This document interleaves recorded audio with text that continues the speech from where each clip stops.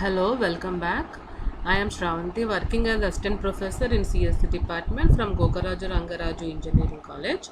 In this video, we'll learn about switch case statement. It is a multi-way decision making statement. So now, first I want to explain in switch versus LCF ladder. In the last video, we have studied about different variants of if statements. So LCF ladder is one of the if statement. So before understanding a switch case, first let us just go back and see what is an LCF ladder and how it is compared with switch and everything. Okay, then for that I want to demonstrate a C program for that. So let me go to Turbo C and open a program which is written using this LCF ladder. So in the last video we learned the syntax of LCF ladder and everything. If followed by a condition, else then one more condition. So like this we can write n number of conditions, and at once only one condition will be true and its respective statement will be executed. If none of the condition is true, then it comes to the end and executes the default statement which is present under last else. So we have studied all this in LCF ladder in our last video. Okay, so now it is a program that a number is going to be given as an input in between 1 and 7. If the number is 1, just we are going to display on Monday, just displaying, this program is going to display the weekdays, and if the number is 2, it will display Tuesday, and none of the statement will be executed. If your n value is 5, then this condition will be true, then only Friday will be displayed and just the program will be halted. So in this way the program executes. Now let us compile the program and check whether our output is right or not. So now it is asking to input a number in between 1 to 7. So now I have entered 7. So under 7, if your n value is 7, after reading n value, then the compiler compares. Actually it checks in a sequential order. It checks whether 7 equal to 1, no, 7 equal to 2, no. So likewise it comes to an end, comes to the else part. If 7 equal to 7 is true, then it will display Sunday and the program execution will be halted. So now let us check. Now the correct output is it has to display Sunday. Whether we got that output Sunday correctly or not? Yes. Okay, so now in this program if you check, we are writing multiple conditions. These multiple conditions, this LCF ladder, all these conditions in this LCF ladder, all these multi conditions can be overwritten with switch case. So let me open another program which I have written with switch case. The same program is now replaced with this switch case. Okay, so in this program, the same program, entering a number in between 1 to 7, and just we are displaying, if the number is 1, we are displaying Monday, if the number is 2, we are displaying Tuesday, and so on. Okay, the only difference is the previous program is now replaced with switch case. Okay, so in this program, switch, case and default are the keywords. Now let me tell you how the switch program will be compiled. So same thing, reading n value, n is an variable which stores the n value. If the n value is 1, then that 1 will be compared with these case values. Okay, so 1 equal to 1 true, then the statement printf Monday is a statement, it is included under case 1, then this statement will be executed. If your n value is 2, then it compares from the beginning. So 1 equal to 2, no, comes to the second case. 2 equal to 2, it will execute now Tuesday. Okay, this is how, this is how this switch program has to execute. Suppose if you don't give a number in between 1 and 7, then what happens? None of the cases will be matched. Then finally default statement will be executed and we are writing some related statement displaying it is an invalid number. Okay, so in this way this program is going to execute, but there is one flaw in this program. Like it's not an error, but some logic is missed. What is that? Let me check. So enter a number 2. So according to our program, 2 means we have to get an output as Tuesday. Is it or not? So now see here, yeah, what is happening here? We are getting output Tuesday, not only Tuesday, but after Tuesday, whatever the input, whatever the printf statement are present, like displaying Wednesday, Thursday till end, invalid number, all the statements are displayed. Okay, let us check with one more value. Now my number is from some 1.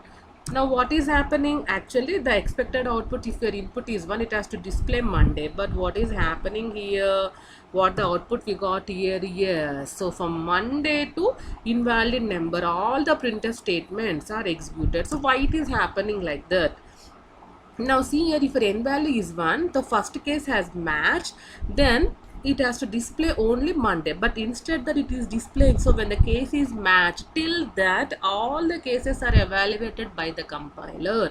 Okay, to stop this happening, just we can use a break statement after every case. We can use the break statement. So this break statement is actually optional. Break and the default statements in switch are optional, but still why it is required to use an break statement? It's because we have seen in our program, if any one of the case is matched, as we don't use any break statement in the program, then from that matching case, all other statements which comes after that statement will be executed by the compiler. So that's the reason we have to use a break statement depending on the user requirement. So now just I have written a break statement in all the cases, and let us check, compile and execute the program, and it is asking now once again enter a number. Now my number is 1. Okay, so what is our expected output? Only Monday. Yes, nice, very nice. So we got the output as now Monday only. Just you can check the previous outputs when our input was 1 in our last execution. So Monday, Tuesday, Wednesday till invalid number, it has executed all the printf statements whatever we have written in this program. Okay, it has happened because last time we haven't used any break statement. So now I think you have known the use and purpose of this break statement. If a break is used, now if the n value is 1, so 1 is passed to this that variable value, 1 is passed to the switch, and when the case gets matched with this value, this statement is displayed break. So what happens when a break is used? This we have studied in our first unit. When a break encounters inside the switch case, then the control comes out of that switch. Then none of the statements are executed.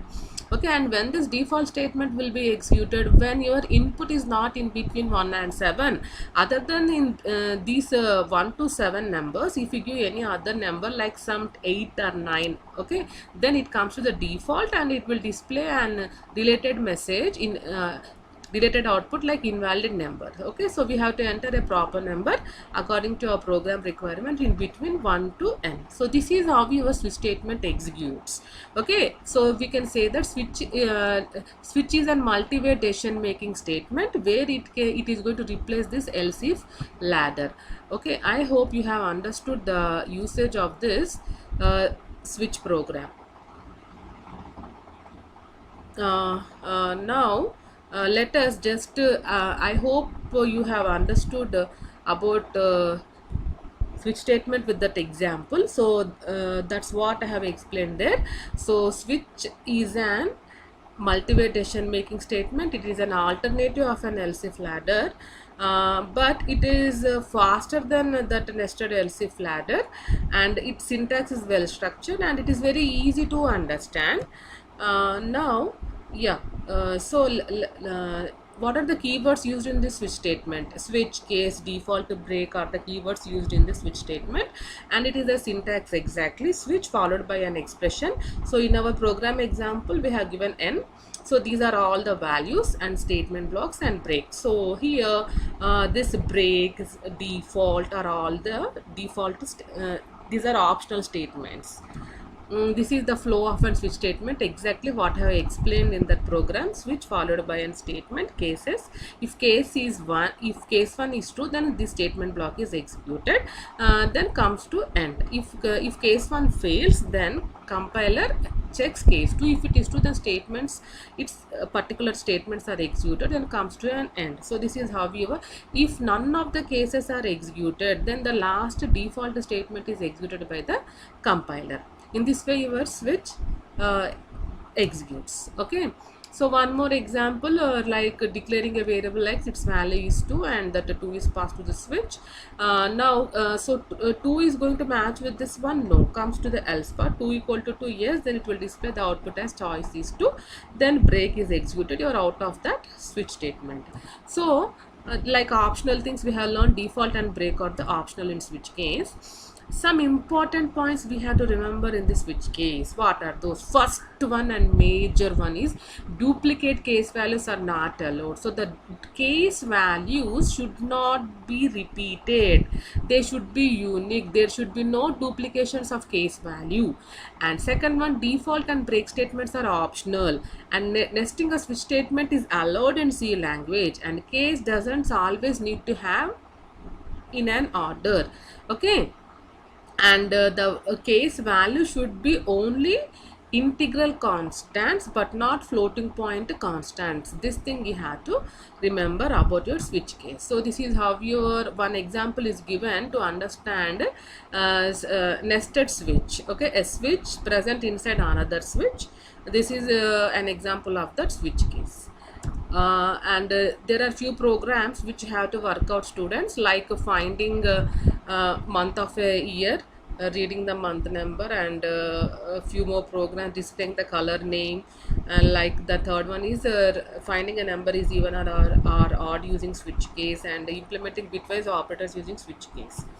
Thank you for watching the video.